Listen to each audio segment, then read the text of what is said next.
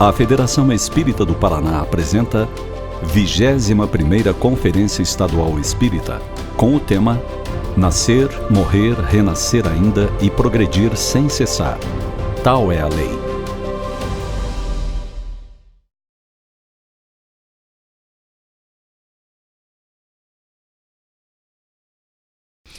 Bom dia a todos.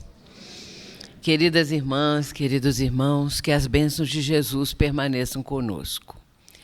É sempre com muita alegria que eu retorno a Curitiba, especialmente a essa casa, a Federação Espírita do Paraná.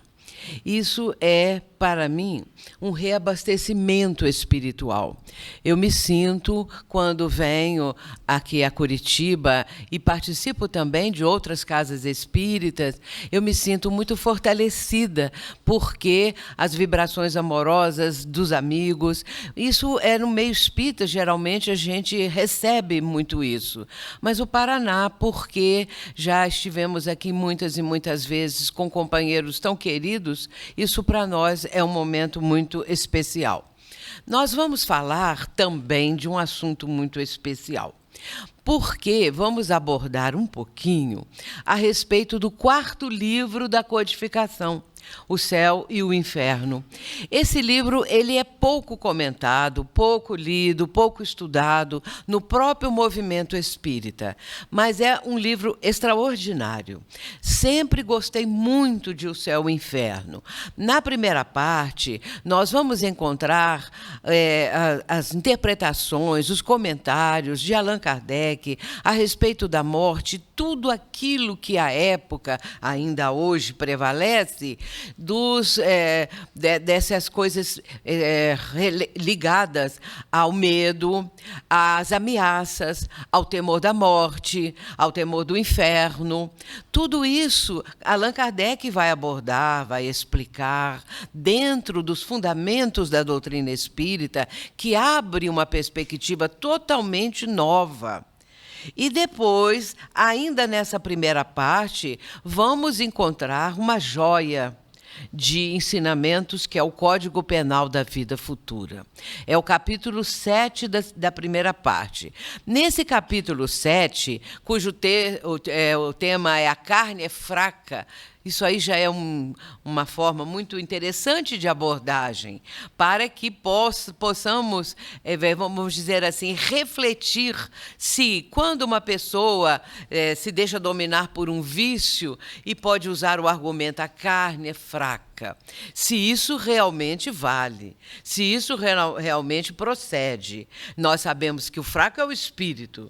E, a partir daí, Allan Kardec vai abordar esses aspectos todos e inserir, neste capítulo 7, o Código Penal da Vida Futura. São 33 itens extraordinários. Para que entendamos os mecanismos da justiça divina, vale a pena ler e estudar.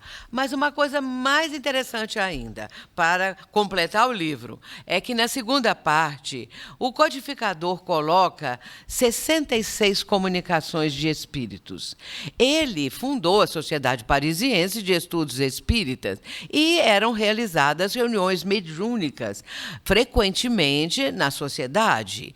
E os espíritos que se comunicavam, vejamos as dificuldades da época, não é como hoje que podemos filmar, gravar, usar de todos os recursos.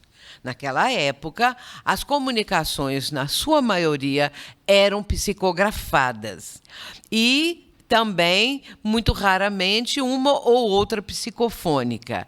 Mas Allan Kardec vai manter todo esse conjunto de ensinamentos para colocar posteriormente nessa obra, em O Céu e o Inferno.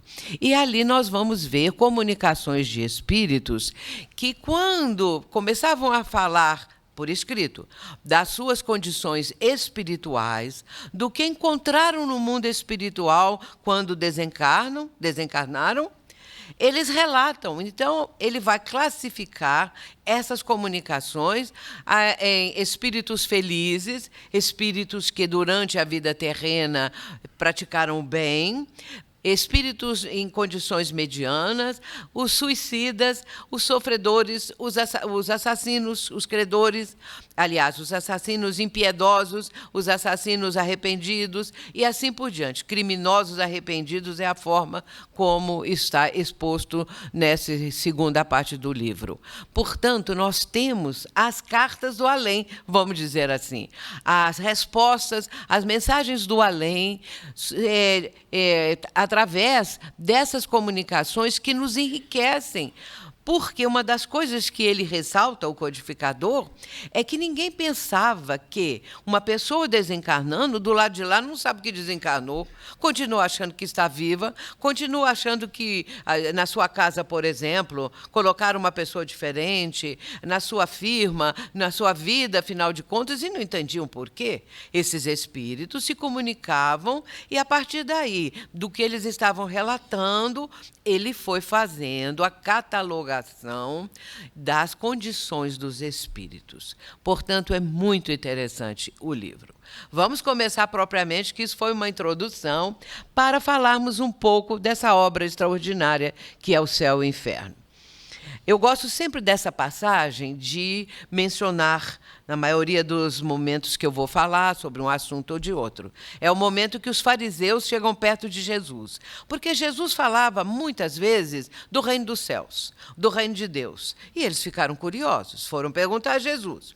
Interrogado pelos fariseus sobre quando vem o reino de Deus, em resposta disse-lhes: o reino de Deus não vem de modo visível, nem dirão vede aqui ou vede ali, pois o reino de Deus está dentro de vós. Eu imagino, isso sou Eli, que eles não gostaram da resposta, não. Eles queriam uma resposta, mas Jesus fala alguma coisa tão elevada que era impossível que eles entendessem, era algo para o futuro. Poderia haver algum ali que entendesse qualquer coisa, mas muito dificilmente. Por isso eu imagino que eles não saíram muito satisfeitos por saber que o reino de Deus está dentro de cada um. Ora, que coisa estranha. Mas, continuando, vamos falar um pouquinho aqui sobre as expiações coletivas. Nós estamos fazendo uma introdução para chegarmos nas tragédias coletivas. Nós vamos encontrar em obras póstumas um depoimento a seguir.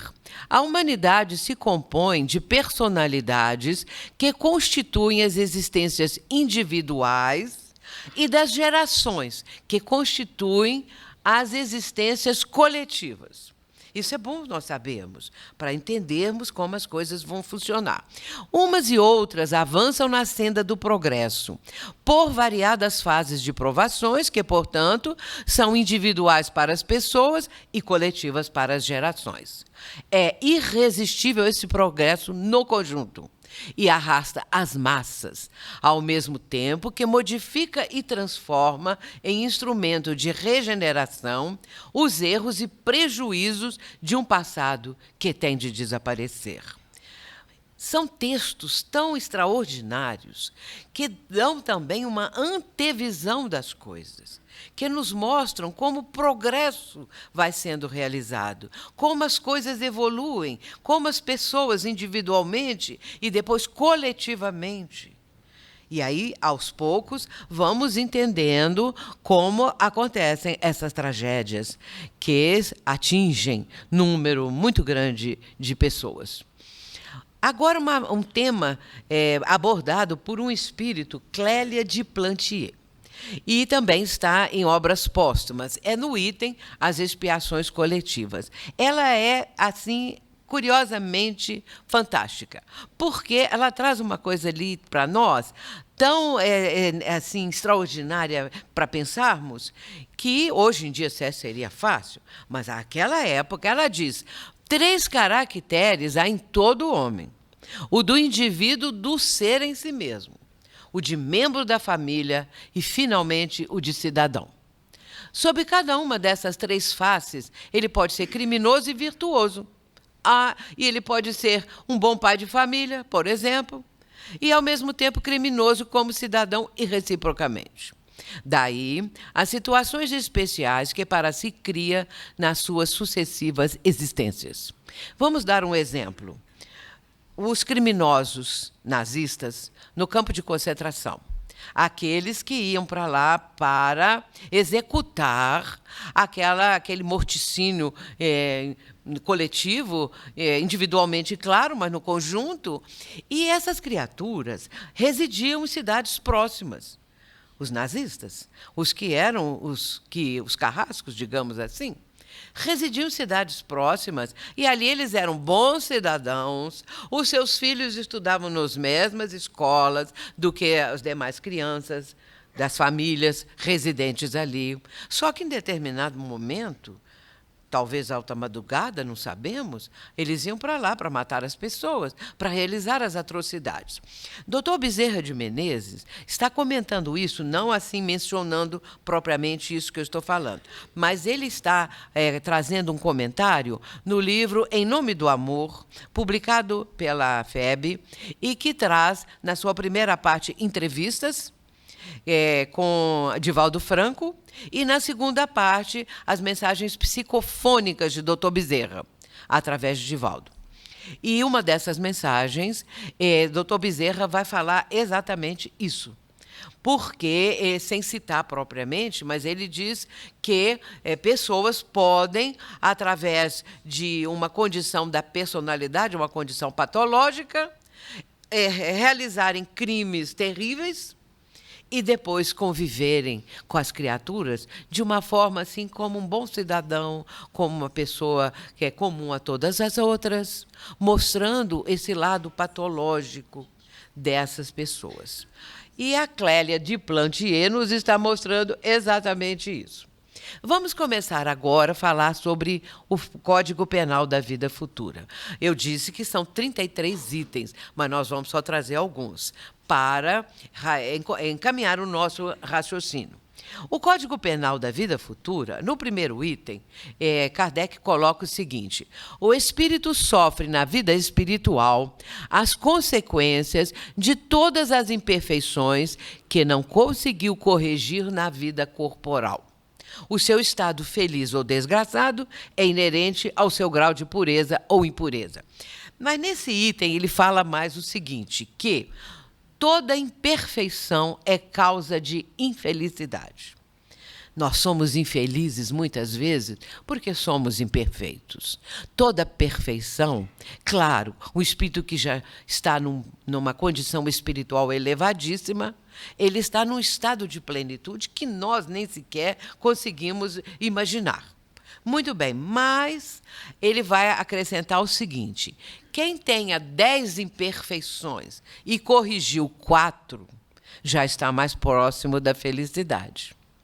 À medida que o espírito, que a criatura vai vencendo suas fraquezas, suas falhas, suas imperfeições, ela vai melhorando a sua própria condição íntima, a condição da vida ao seu redor. Muita coisa vai acontecendo, porque ela está vencendo tudo aquilo que no passado fazia parte da sua existência como algo comum de realizar.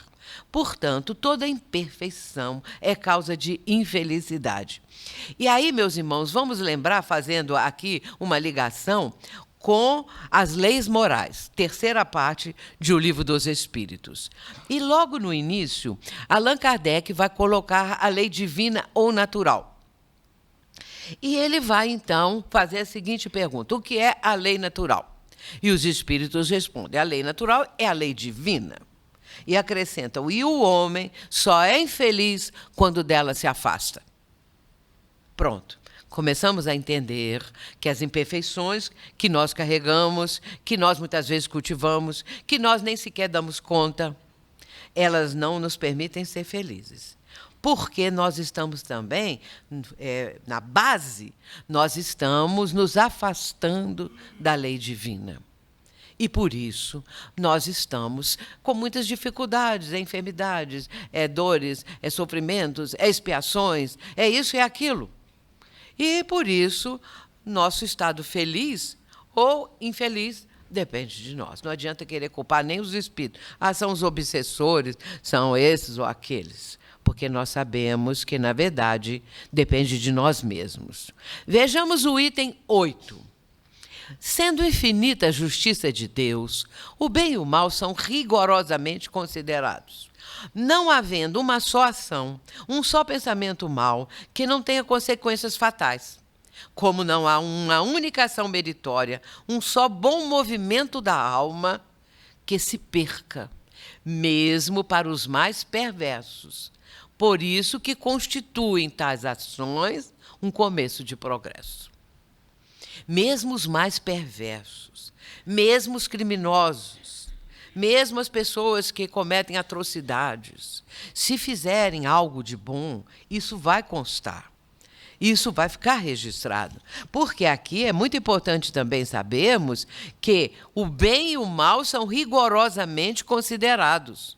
E às vezes as pessoas, porque não conhecendo a doutrina, as pessoas acham que Deus é injusto, que Deus não está nem aí para o povo, para as pessoas, para o sofrimento.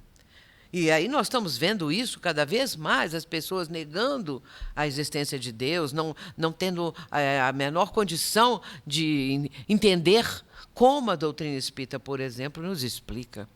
E essas explicações, elas, o tempo todo, a base disso tudo é para nós entendermos a misericórdia divina, a presença divina, a existência de Deus, porque a base é isso tudo.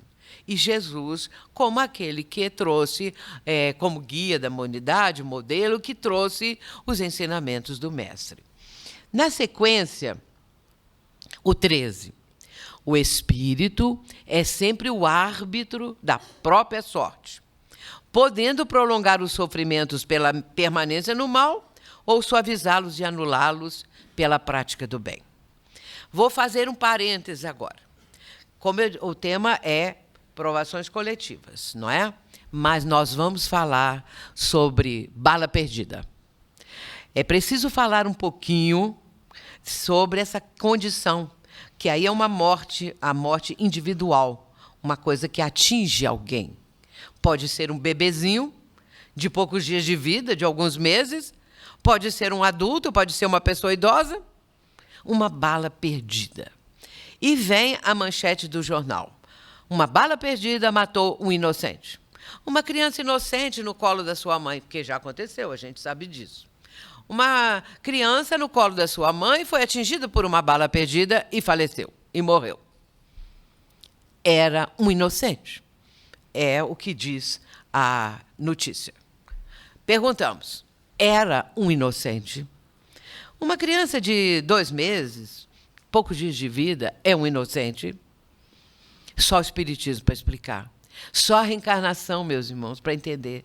Aquele bebezinho é um espírito antigo. É um espírito que já traz um cabedal de conhecimentos, tanto de um lado quanto do outro, do lado positivo quanto do lado negativo. Ele tem uma bagagem. Está lá no colo da sua mãe. E aí, alguém atira, é uma guerra entre os traficantes, é isso, é aquilo, é um assalto, pega a criança. Ou uma pessoa dentro do carro, às vezes. Uma pessoa que está passando, e assim por diante. Inocente. Não somos inocentes. Nós trazemos essas bagagens. E, por isso, o Espiritismo traz essa explicação. Porque, se não houver explicação, Deus é injusto, matou o inocente mesmo. Fez um lar ficar destruído porque uma bala perdida pegou uma criança. Alguém. E aí, Deus é muito injusto. Como vai fazer isso com os inocentes? Muitos outros merecem, não é? Aí a gente começa a imaginar isso, que o restante que morre de formas as mais diversas e cruéis, bom, esses merecem. Mas, na verdade, não é uma questão de merecer, é uma questão que nós vamos ver aqui agora mesmo, que muitas vezes o próprio Espírito pediu para passar por aquilo. Só o Espiritismo para explicar. Só esse entendimento é que nos dá uma ideia da justiça perfeita, a justiça de Deus. O Espírito é sempre o árbitro da própria sorte, podendo prolongar os sofrimentos pela permanência no mal, ou suavizá-los e anulá-los pela prática do bem. A culpa, esculpida na consciência, promove a necessidade da reparação. Por incrível que pareça. Nós, muitas vezes aqui, encarnados, se a pessoa comete qualquer atitude, qualquer ação negativa, e às vezes atingindo o próximo, ou às vezes ferindo ou matando, ela pode achar que, se foi absolvida pela lei dos homens, a lei humana, ela está livre de tudo quando chegar do lado de lá. Mas absolutamente sabemos que não é assim. Porque a culpa está na consciência da pessoa, que pode estar adormecida, mas em dado momento ela vai despertar. Em certo momento, isso vai acontecer. E nós temos vários exemplos e sabemos disso. E eu vou citar um exemplo muito interessante para lerem lá em O Céu e o Inferno. Aliás, aqui, em O Céu e o Inferno, que eu estou citando, que nos Criminosos Arrependidos, a história de Jacques Latour. Leiam, porque é muito interessante. Porque o Jacques Latour, ele matou muitas pessoas, ele era um salteador das estradas. Mas ele vai ser condenado, vai ser guilhotinado. Foi guilhotinado. Mas ele vai se comunicar. E Kardec vai atender esse espírito. Agora, as primeiras palavras do espírito: arrependo-me, arrependo-me, Jacques Latour. Porque ele deu uma comunicação psicofônica. Ele jogou o papel para o lado, o médium ali com papel, com lápis, esperando a mensagem. O espírito veio e fez jogar o papel para longe e ele vai dar 7 comunicações psicofônicas. A primeira foi em Bruxelas, aonde Kardec estava, em viagem. E depois ele vai, interessante, depois ele vai para Paris, o espírito também. Kardec vai para Paris, o espírito foi também. Porque ele passa a se comunicar na Sociedade Parisiense de Estudos Espíritos. Então, vale a pena ler, porque ele chegou do lado de lá e reconheceu o crime dele, todos os crimes. Arrependo-me, ele disse. E aí ele vai contar nas 7 mensagens, ele vai contar a história toda dele. Na sequência, ainda o item 20. Quaisquer que sejam a inferioridade e a perversidade dos espíritos, Deus jamais os abandona. Todos têm o seu anjo de guarda, que por eles vela. A interferência do guia faz-se ocultamente e de modo a não haver pressão, pois que o espírito deve progredir por impulso da própria vontade, nunca por qualquer sujeição. Não é porque o espírito guia, ou o espírito protetor, ou o anjo guardião, que nome tenha, vai obrigar. Não, você vai fazer isso, você vai fazer aquilo, ou não vai fazer, vai proibir, ou... Não, de jeito nenhum. Pode dar alguma inspiração, alguma coisa, fazer a pessoa lembrar, se ela quiser fazer uma ação indigna, qualquer coisa, pode fazer a pessoa, lembra que você aprendeu dos seus pais, lembra disso assim, assim, ou então, por isso ou por aquilo, o espírito pode estar dando uma intuição, uma inspiração, alguma coisa, para fazer a criatura refletir antes de cair no vício, antes de cometer um desatino qualquer. Isso é o Céu e o Inferno, então, no capítulo 7 do Código Penal. Passando agora para o assunto que nós vamos abordar mais diretamente. Só vamos lembrar, primeiro, a questão 621 de O Livro dos Espíritos, para mim, uma das mais importantes de toda a codificação. Kardec faz uma pergunta. Eu sempre achei as perguntas de Kardec extraordinárias, todas. Mesmo aquelas que você pensa assim, não precisava essa pergunta, porque está mais ou menos repetindo a outra, mas tinha uma razão. E eu sempre digo que Kardec sabia a resposta, porque só quem tem conhecimento sabe fazer a pergunta. E agora? O ano passado, desencarnou um jornalista que eu não conhecia, nunca tinha ouvido falar, porque eu não estou nesse meio, não é? E não sabia dele. Mas foi muito falada o falecimento dele, Antônio Drummond. E ele, então... Entre as coisas que ele falava, achei extraordinário. Ele falava da importância das perguntas. É preciso saber fazer pergunta, ele diz. Porque a pergunta mostra o conhecimento da pessoa e vai possibilitar uma resposta extraordinária às vezes. E foi isso que aconteceu. Com todo o trabalho do codificador. Começando da primeira pergunta. Porque para saber fazer a primeira pergunta, ele sabia aquela resposta. que é Deus? A primeira pergunta. E assim sucessivamente. E aqui ele pergunta onde está escrita a lei de Deus. Escrita aonde? E os espíritos respondem. A resposta é que a maioria, todos já sabem, na consciência, mas é para nós refletirmos. Porque quando os fariseus perguntam a Jesus, aonde está o reino de Deus? Ou o reino dos céus? O que Jesus responde? Dentro de vós. Aonde está a consciência? Aonde está a lei de Deus? Na consciência. E nós vamos juntando esses pontos todos para fazermos uma visão plena, completa da própria codificação, porque é toda interligada, um livro com o outro. É fantástico isso, é fantástico. Continuando, se for calar aqui isso, nós não vamos dar tempo de comentar o resto. A Joana de Ângeles, ela vai dizer o seguinte, mostrando para fazermos uma distinção a respeito da consciência. A consciência não é a inteligência no sentido mental, mas a capacidade de estabelecer parâmetros para entender o bem e o mal, optando pelo primeiro e seguindo a diretriz do equilíbrio, das possibilidades latentes, desenvolvendo os recursos atuais em favor do vir a ser, quer dizer, do futuro, do que aconteceria. E aí ela continua, completa o seguinte: a consciência, nos seus variados níveis, consubstancia a programação das ocorrências futuras, através das quais conquista os patamares da evolução. A condição de estabelecermos juízes de valor, parâmetros, não é, entre o bem e o mal, a consciência de si mesmo, eu existo, que nós todos temos, porque o animal, por mais inteligente que seja, ele não tem conhecimento de si mesmo. Um cão não chega de frente a um espelho e diz, eu sou um cão, o meu nome é isso, assim, assim. E nem um cavalo, nem um elefante, nem aqueles mais inteligentes.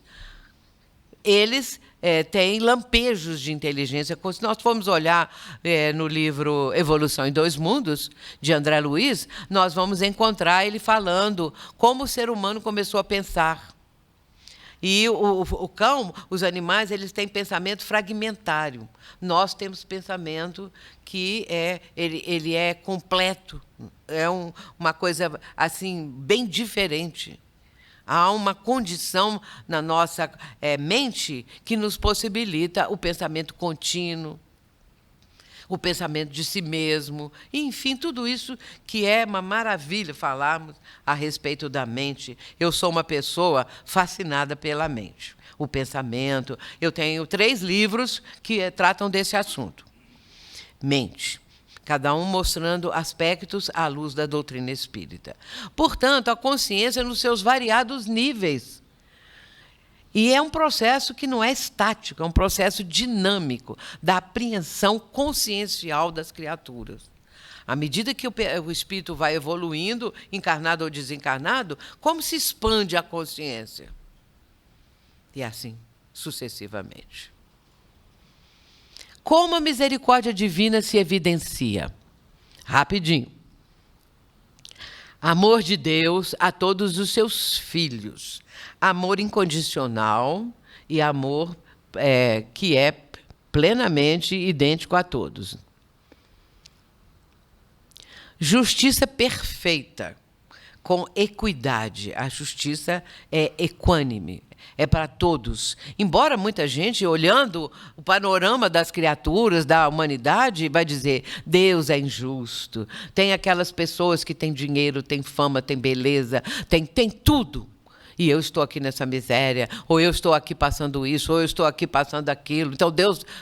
Bom, a pessoa não tem esse conhecimento. E não tem esse raciocínio. Eu não sei como é que as pessoas podem viver com essas dúvidas todas sem procurar alguma coisa que dê respostas realmente. E, sobretudo, tirar a ideia do inferno eterno, que é uma coisa terrível. A lei do progresso constante, o progresso, tudo progride. Vamos olhar lá o tempo das cavernas, o homem das cavernas, o homem e a mulher das cavernas, até os dias atuais. os animais, como também houve a evolução, o progresso. E assim sucessivamente. Espera aí, vou voltar aqui.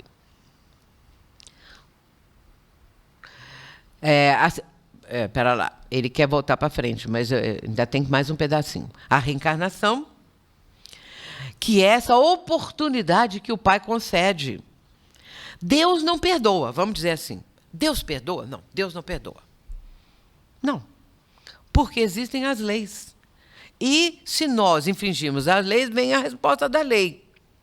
Agora, a reencarnação é essa oportunidade para que a criatura possa modificar a sua conduta, começar uma vida nova, uma oportunidade que se abre para construir onde destruiu na vida anterior e assim sucessivamente. O livre-arbítrio, que pode ser tolhido, às vezes, dependendo da situação do espírito, que se comprometeu demasiadamente, pode vir com uma certa dificuldade, limitação, qualquer coisa assim, para que não incorra em novos erros e crimes do passado. Não estou dizendo que qualquer uma pessoa, criança, adulto, que seja, que tenha alguma limitação, seja esse caso. Nós temos sempre que abrir bastante isso. Uma das possibilidades, né? A certeza da vida futura, que é algo extraordinário para todos nós, sabermos que a vida continua, que não acaba com a morte, porque muitas pessoas têm essa ideia, ou então, morreu, que a pessoa pode ir para 2 lugares. Ou ela vai para o céu, ou ela vai para o inferno. Mas como a maioria vai para o inferno, inclusive os espíritas, segundo nossos irmãos, que são do outro ramo do cristianismo, a maioria, todo mundo vai para o inferno. Porque não rezam por aquela cartilha, por aquela forma de ver, por aquela visão. Mas isso aos poucos vai mudando, a gente sabe, não é? E depois, desejo incessante de alcançar o melhor. O ser humano tem esse desejo. O homem das cavernas saiu da caverna para fazer uma coberta, para fazer uma tenda, para fazer qualquer coisa, porque ele queria uma coisa melhor. E foi indo até os dias atuais. O ser humano sempre quer algo melhor. Estamos falando mais pelo lado espiritual das coisas, o lado positivo. Então, sempre observando isso. Mas vamos falar da fatalidade. Diante dessas coisas todas que acontecem, não é? Lembrando especialmente aí de Brumadinho, lembrando dos 10 garotos lá do Flamengo e assim por diante, mas onde estão aqueles 10 meninos? Como que aquilo foi possível? E como que aquela pessoal lá de Brumadinho, de Mariano, de não sei mais onde? E no mundo todo, isso só para falar do Brasil, né? Não vamos nem estender para o mundo todo. Então, há uma fatalidade. Pergunta Kardec: haverá fatalidade nos acontecimentos da vida? A fatalidade só existe pela escolha que o espírito fez ao encarnar, de sofrer esta ou aquela prova. Ao escolhê-la, ele elege para si uma espécie de destino, que é a consequência mesma da posição em que se achará colocado.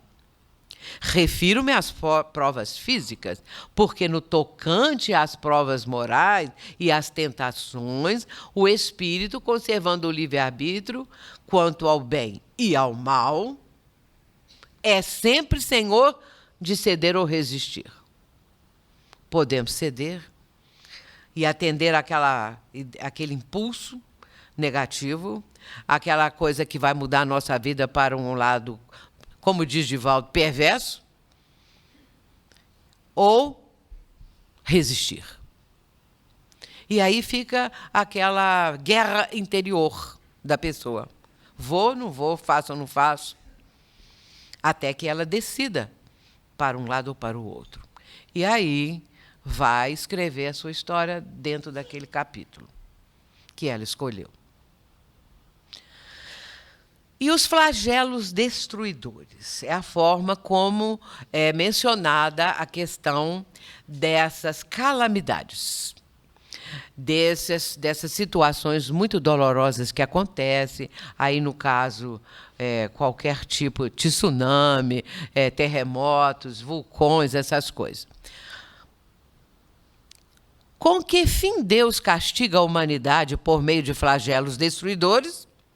Para fazê-la progredir mais depressa, é preciso que se veja o objetivo para poder apreciar os resultados. Como os julgais somente do vosso ponto de vista pessoal? Dá-lhes o nome de flagelos em virtude do prejuízo que vos causam. Muitas vezes esses transtornos são necessários para que mais depressa se chegue a uma ordem melhor de coisas e para que se realize em alguns anos o que teria exigido muitos séculos. Esse é um aspecto. Mas existe o aspecto das pessoas envolvidas, dos espíritos encarnados envolvidos no flagelo, na calamidade, naquele momento tão terrível em que acontece uma erupção de vulcão, que acontece tsunami, aquelas coisas assim. Ali está o momento da natureza. Muitas vezes é resposta da ação destrutiva do ser humano. Nós sabemos disso. E outras vezes apenas por uma questão natural. Mas vai alcançar um grande número de pessoas que estão inseridas nesse contexto. Que estão inseridas no contexto da calamidade, da situação de desencarnarem ali um número grande de pessoas. Isso é a questão 737 de O Livro dos Espíritos. Allan Kardec ainda vai esclarecer: quer a morte venha por um flagelo ou por uma causa comum, ninguém deixa de morrer quando houver soado a hora da partida. A única diferença em caso de flagelo é que parte ao mesmo tempo ao número de pessoas. Muito bem, então isso é uma nota de Kardec, a questão 738, letra A. Se chega a hora de morrer, de um jeito ou de outro vai acontecer.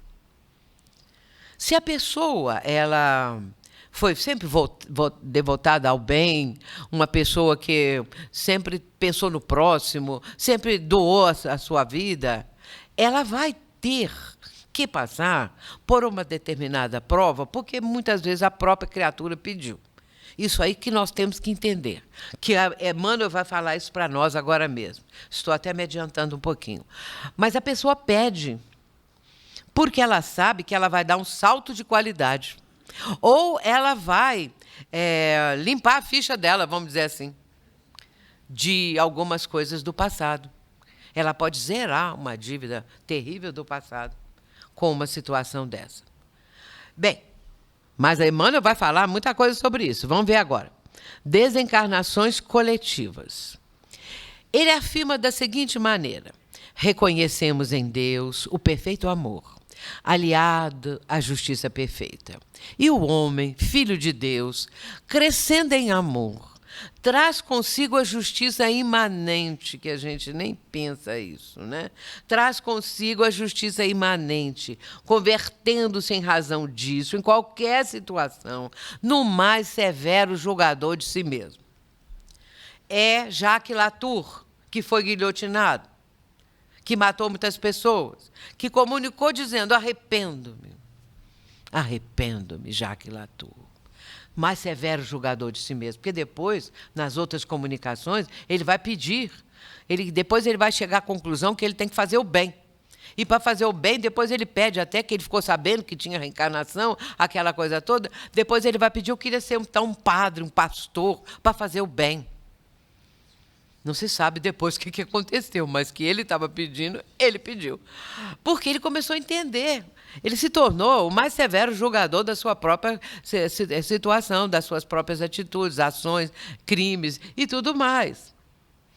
Porque quando a criatura, que é filho de Deus, cresce em amor, traz consigo essa noção da justiça presente, que às vezes está lá no fundo do baú, digamos assim, lá no fundo da sua consciência. Mas aí ela vai começar a julgar a si mesma. É quando o espírito se arrepende, é quando o espírito está cheio de remorso, que pode acontecer um pouco de remorso aqui na vida, quando a pessoa comete um crime, alguma coisa, ela pode ter um remorso aqui a partir de agora, não é? Ou no mundo espiritual, porque ela cai em si. E, a partir daí, ela vai ter remorso, arrependimento, e vai querer fazer alguma coisa. Como é que eu apago isso? Vejamos. Criamos a culpa, diz Emmanuel, e nós mesmos engenhamos os processos destinados a extinguir as consequências. A própria pessoa vai dar ideia, porque ela sabe que ela precisa fazer daquele jeito. E a sabedoria divina se vale dos nossos esforços e tarefas de resgate e reajuste, a fim de induzir-nos a estudos e progressos sempre mais amplos, no que diz respeito à nossa própria segurança. É por esse motivo que, de todas as calamidades terrestres, o homem se retira com mais experiência e mais luz no coração para defender-se e valorizar a vida. Nós, se temos consciência dos erros, se é no plano espiritual, se é no plano material, e começamos a tentar consertar, nós vamos passar por esses processos aqui. A sabedoria divina, ela nos dá condição para isso. Ela nos favorece. Ela nos abre oportunidades. E a reencarnação é a maior delas, para a pessoa começar a pagar a sua dívida. É interessante uma das mensagens de Emmanuel, entre tantas milhares que ele já deu, não é? Uma delas que é a respeito do salário. Quando a pessoa está fazendo bem, quando a pessoa está procurando ajudar o próximo, tem um trabalho meritório, e é o momento dela pagar uma dívida, passar por uma prova, a justiça divina vai, então, interferir e dizer que aquela prova vai ser anulada. Ela vai ser adiada ou anulada mais adiante, devido ao bem que a pessoa realizou. Porque o bem, ele pode fazer com que nossos débitos sejam aos poucos saldados. A criatura vai adquirindo créditos. E se ela trabalha muito, ela adquire muito crédito, que vai ser bom para ela. E, a partir daí, as coisas vão melhorando. André Luiz tem muitos casos nos livros dele a respeito disso. A respeito daquele homem que tinha eczema no pescoço, na nuca, subindo um pouquinho pela face, e trabalhava muito na ação da caridade, pegou crianças para adotar. E André Luiz perguntou, vendo o trabalho daquele homem, perguntou ao instrutor que estava junto com ele, por que aquele homem tinha aquela eczema, se eles não poderiam fazer com que ele ficasse curado. E o instrutor espiritual respondeu, era para ele ter no corpo todo. E aí fala o crime que ele cometeu. Só que o bem que ele estava fazendo era de tal ordem que aquele problema do eczema foi cada vez mais diminuindo e ficou restrito a uma pequena parte do seu corpo. Porque o bem fez aquilo que, muitas vezes, se ele não tivesse feito o bem, não aconteceria. Permaneceria ele no corpo todo, passando por aquele sofrimento. A ação do bem a gente não avalia. A gente não tem a noção. Nós, muitas vezes, imaginamos, mas não sabemos assim com tanta profundidade. Mas essas obras, especialmente Emmanuel, que se dedica muito a falar sobre esses aspectos todos, não citados às vezes por outros autores espirituais, da forma como ele apresenta. Aí ele diz assim: lamentemos sem desespero quantos se fizeram vítimas de desastres que nos confrangem a alma. A dor de todos é a nossa dor. Os problemas com que se defrontaram são igualmente nossos.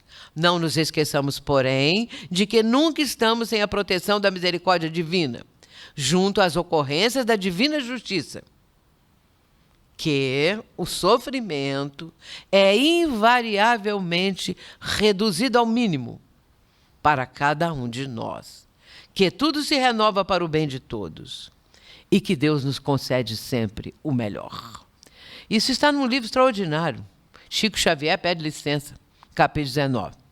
Vejamos o seguinte, para ilustrar, para nossa compreensão maior. Há alguns anos, houve um desastre com o avião da TAM. Nem era Latam, era TAM.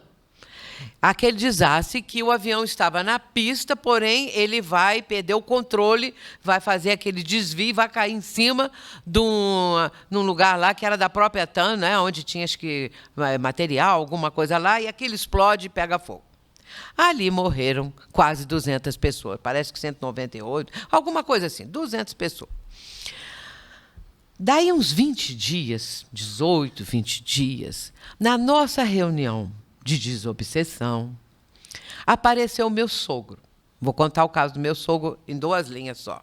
O meu sogro, eu conheci muito pouco, assim, quer dizer, tive contato pequeno com ele, porque quando eu conheci ele já estava bem doente, daí um pouco de tempo ele desencarnou. O sobrenome Schubert é do meu sogro, porque ele era filho de alemão. Eles vieram da Alemanha para Juiz de Fora, onde eu resido. E ele era luterano, como a maioria daqueles todos que vieram da Alemanha. E ali, em Juiz de Fora, a igreja luterana, o cemitério luterano, aquelas coisas todas. E o meu sogro, uma bondade. E ele me deu de presente uma Bíblia. Uma Bíblia, edição portuguesa de Lisboa, do ano de 1880 e poucos. Ele me deu essa Bíblia. Capa de couro dourada, muito bem conservada, está até hoje. Mas eu uso muito essa Bíblia para fazer um confronto entre as traduções atuais, para ver as mudanças. A tradução dessa Bíblia aí é João Ferreira de Almeida. Muito bem, então meu sogro apareceu. Ele aparece pouco na nossa reunião, mas naquela noite ele apareceu. E no mundo espiritual tem umas coisas muito interessantes. O espírito aparece lá na porta, lá, ou na entrada, mas no minuto seguinte você nem pisca. Ele já está do seu lado. E aí meu sogro já estava do meu lado. E eu falo sempre que ele tem os olhos mais azuis que eu já vi nessa vida. E lindos. Então aí aparece meu sogro. E veio falar comigo assim: minha filha, no avião da TAM desencarnou uma senhora que faz parte da minha família espiritual. E eu pedi ao benfeitor dessa casa, da reunião, que permitisse que ela acordasse aqui na nossa reunião. E, quando ele falou isso, eu já vi 2 espíritos, como sim, enfermeiros, trazendo uma pessoa, uma senhora, ali muito assim, voltada para baixo, muito pequena parecia, né? Chorando. E ela, no mesmo instante, já estava dando comunicação por meu intermédio. Porque ele disse que ela veio, então, ele pediu permissão para ela acordar na nossa reunião. E então ela quase não falava nada, ela chorava, aquele choro assim, não era um choro desesperado, mas era um choro muito doído, muito do fundo da alma. E falava assim: ai meu Deus, ai meu Deus. Era a única coisa que ela falava, porque ela começou a compreender que ela tinha desencarnado, que ela tinha morrido, deixou a família, deixou todo mundo. Então ela ficava: ai meu Deus, pensando. E aí, o dirigente da reunião, que estava do meu lado, que conversa, o dialogador com os espíritos, não é? Ele não sabia o caso, mas ele viu que era um espírito sofredor, por algum motivo qualquer, foi inspirado, falou umas palavras, orou em benefício dela, ela ficou ali alguns minutos e foi se acalmando, entrou num sono muito bom e foi levada. E depois veio o meu sogro, disse algumas palavras, e depois o mentor da nossa reunião, que é um médico lá da nossa região de Minas. E esse médico, ele veio me explicar que realmente aquele desastre, não é? Ali, muitas pessoas desencarnaram e há uma explosão. E, às vezes, nós pensamos que o perispírito das pessoas explodiram também, ou então ficaram todo, vamos dizer, assim, bastante desequilibrado, alguma coisa na própria aparência, nos fluidos que constituem o perispírito, que é o corpo fluídico do espírito, mas ela estava bem. Ela não aparentava isso, nada como resultado da explosão, de uma queimadura, de qualquer coisa.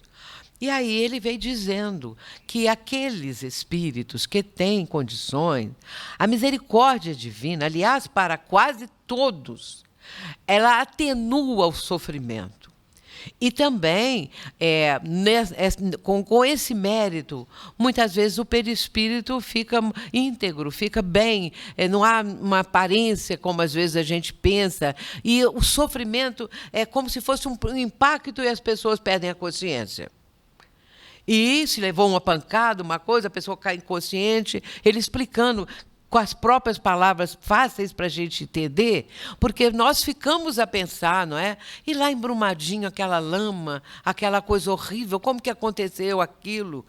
Quem assistiu, e acho que todos, mostra um momento em que tinha um lugar lá, no lado direito da tela, mostra que tinha um carro rodando assim, tinha os vagões do trem, tinha um outro carro, e aí lá vinha a lama, não é? E aí a gente pensa, matou ali todo mundo. No entanto, ali aconteceu uma coisa muito interessante, porque depois as pessoas vieram contar. Não sei se vocês viram essa parte. E contaram o seguinte, dias depois, né? Contaram o seguinte, que por conta daqueles vagões que já estavam também, todos já um em cima do outro, já fora do local onde deveriam estar, da linha do trem, propriamente dita. E uma daquelas caminhonetes foi sendo levada ali, ela foi subindo, ficou lá em cima. E os outros dois, no outro carro, também conseguiram salvar por conta disso. Só que houve um caso de um homem que a lama veio e parou em cima dele. Esse homem depois vai contar também. E ele fala do peso da lama e que ele foi se sentindo sufocado com aquilo. Só que os dois que foram salvos do carro, de um dos carros, viram o que estava acontecendo e foram lá e salvaram esse homem. Meus irmãos, quando não tem que ir, não vai. Quando não tem que passar por aquilo, é salvo. Olha, esse homem sentiu o peso da lama. Pensou que ele estava ali nos seus últimos momentos. Mas ele foi salvo.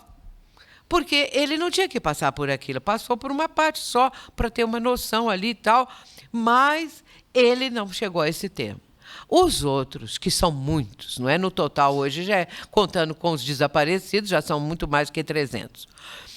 Então, esses passaram por esse sofrimento, mas a misericórdia divina reduz o sofrimento. Porque essas criaturas já estavam no ponto de um amor diferenciado. Essas criaturas, todas aquelas, elas já estavam numa vivência que elas próprias pediram. Sabe lá se soterraram pessoas, se fizeram isso, se fizeram aquilo, não é? E então, essa senhora que veio, ela despertou dessa forma. Aí vamos lembrar o livro de André Luiz, Ação e Reação, em que houve um desastre de avião, onde morreram 14 pessoas. E aí o André Luiz queria ir lá ajudar aqueles que ainda estavam ali presos aos despojos. Mas o instrutor falou com ele que ele não tinha condição, que ele não podia ir, não. E aí ele vai falar uma frase que nos explica tudo. Ele diz assim: a morte é igual para todos, mas o despertar e o desligamento do espírito é diferente, é individual para qualquer um. Então, pode morrer em tudo do mesmo jeito. Mas o despertar do espírito, o desligamento, a sua condição do mundo espiritual é diferente para todos. Todos são diferentes. Não é igual. E aí a gente já vai tendo essa ideia, não é? E aí eu sempre lembro dos 10 meninos, lá naquele lugar lá. E aí, meus irmãos, vejamos o que Herculano Pires vai dizer. Porque nesse livro, as mensagens que Chico recebe são comentadas por Herculano Pires, que usava o pseudônimo de Irmão Saulo. Vamos ver uma coisa espetacular que ele diz. Inclusive, ele dá o título do comentário dele, As Leis da Consciência. Quando eu li isso, eu apaixonei por esse título. Hoje em dia, eu tenho uma palestra que o título é esse, As Leis da Consciência. Aí ele diz assim: as leis da justiça divina estão escritas na consciência. Olha que coisa linda.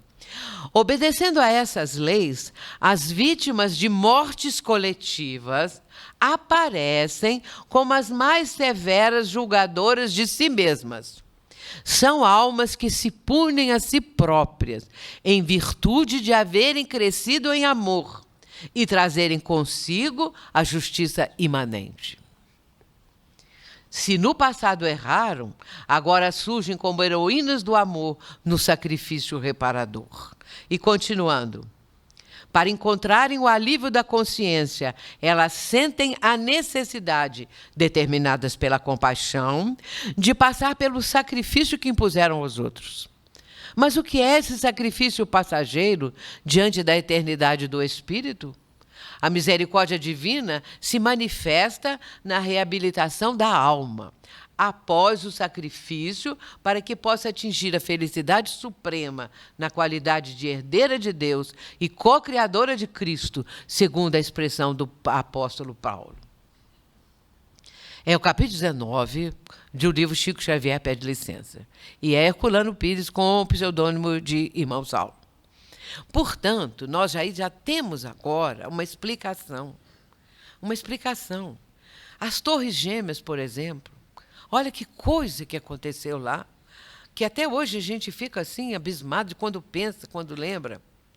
E aqueles meninos que ficaram presos, não sei se foi em Taiwan, dentro daquela caverna, e que conseguiram salvar aqueles meninos.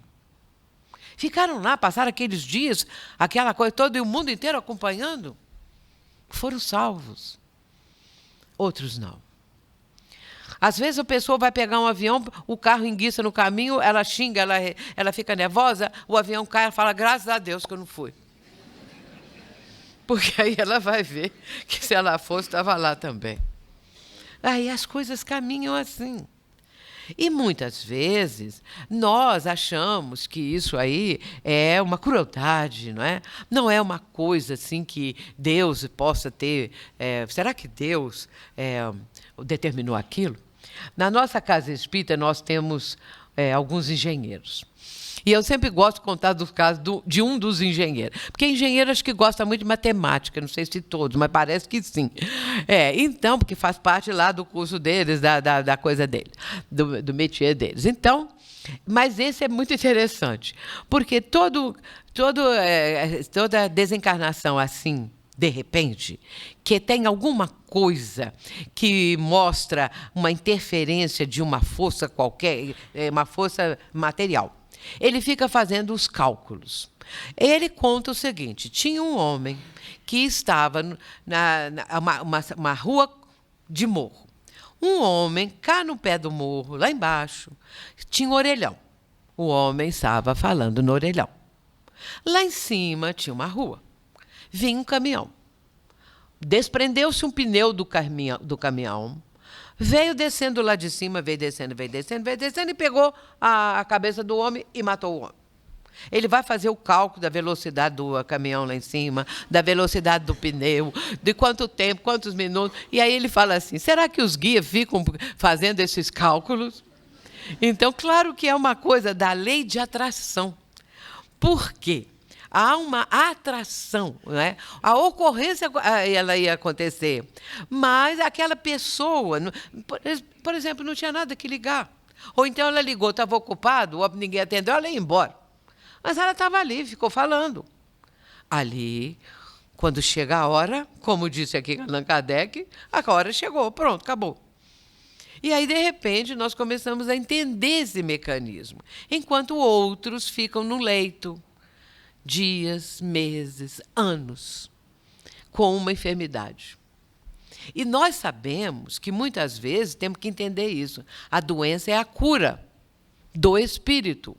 O espírito precisa desaguar no corpo físico aquelas situações, os vórtices energéticos, como dizia Dr. Jorge André, que já é desencarnado, nosso amigo querido, Dr. Jorge André dizia, os vórtices do perispírito, ou seja, as vibrações do perispírito. E então, aí essa pessoa, não é?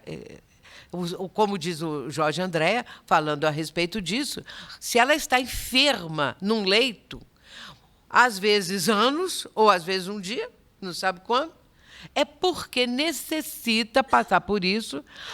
À medida que a enfermidade vai acontecendo, vai drenando esses vórtices energéticos que estão numa condição negativa do perispírito, por causa de ações da pessoa na vida anterior. E, com isso, vai drenar as energias negativas através da enfermidade. Por isso, a doença é a cura do espírito. Muitas pessoas ficam enfermas, hoje em dia, por exemplo, com o próprio câncer. Quantas ficam curadas? Muitas. Outras não. As que ficam curadas, nós podemos dizer que elas não tiveram que passar por aquela parte todinha, já tinha drenado, já tinha resolvido, não sabemos bem, mas ficaram curadas. Outras desencarnam.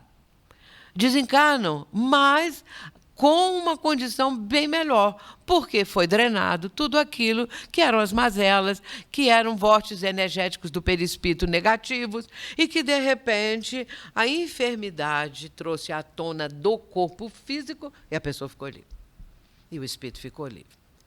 Portanto, nós temos as desencarnações individuais, que acontecem assim, de forma, vamos dizer, natural, não é? Assim que todos acompanhamos e sabemos, e as outras, as desencarnações coletivas. E assim sucessivamente.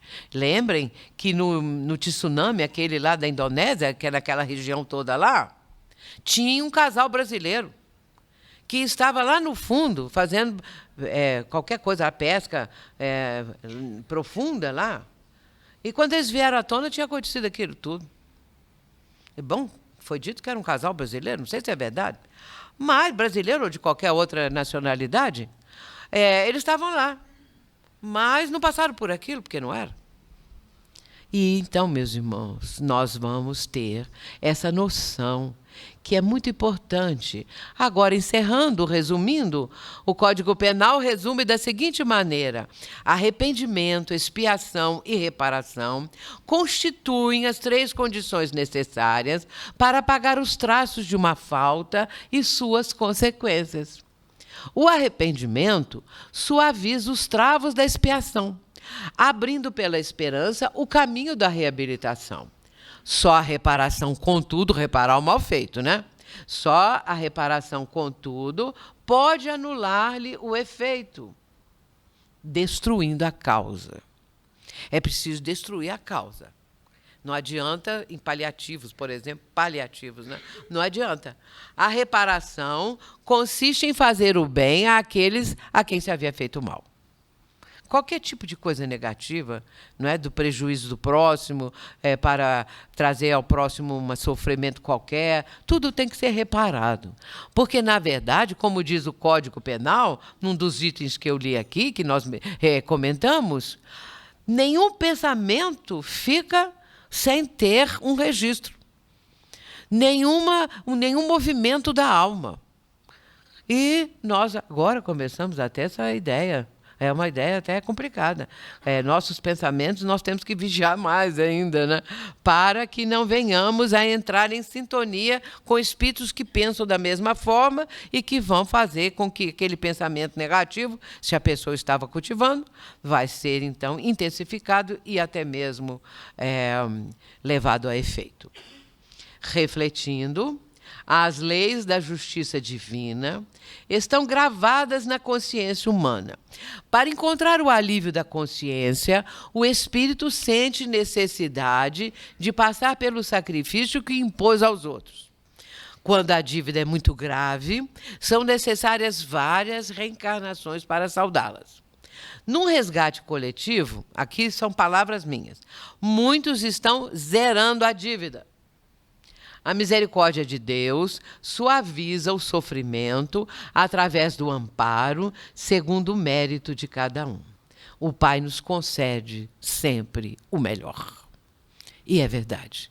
É o melhor que nós precisamos.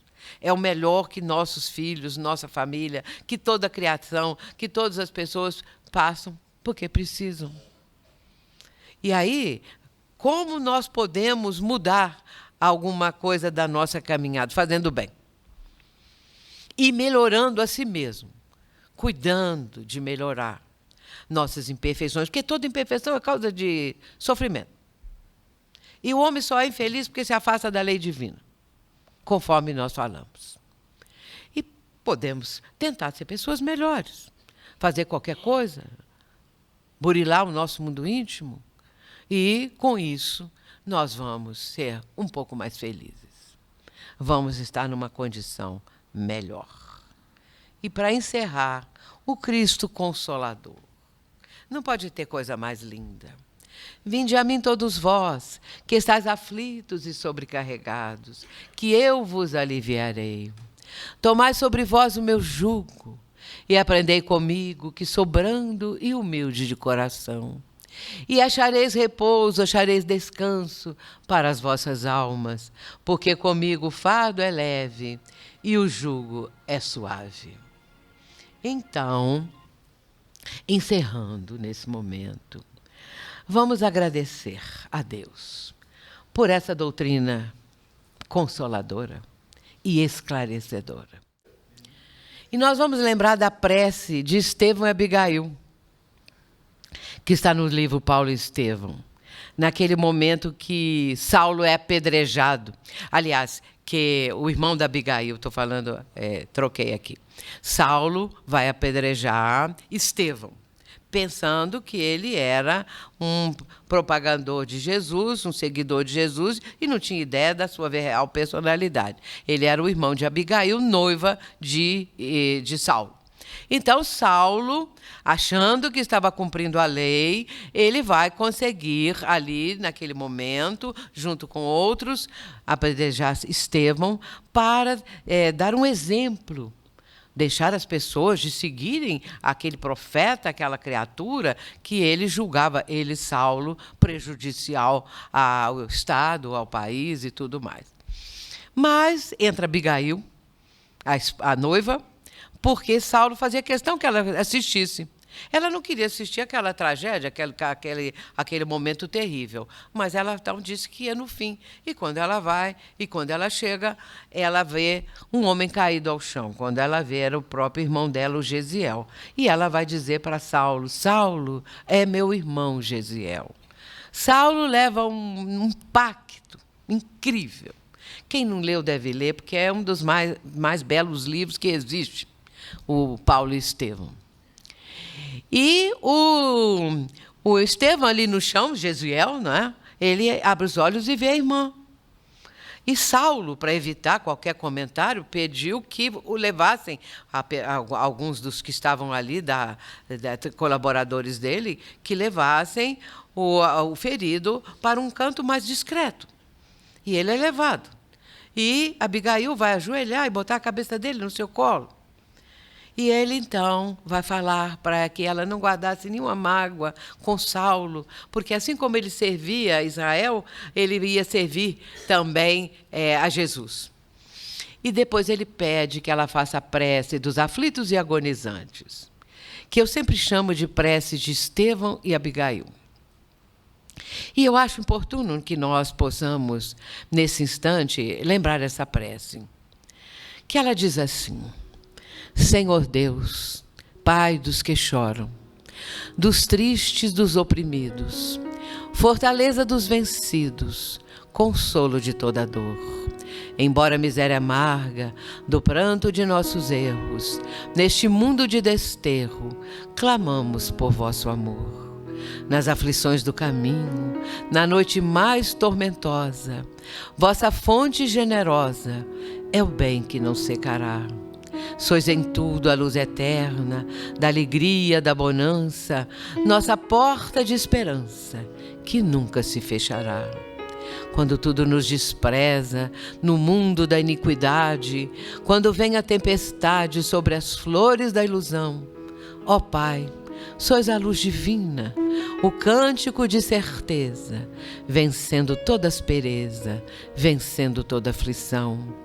Na hora da nossa morte, no abandono ou no tormento, trazei-nos, Senhor, o esquecimento da sombra, da dor e do mal.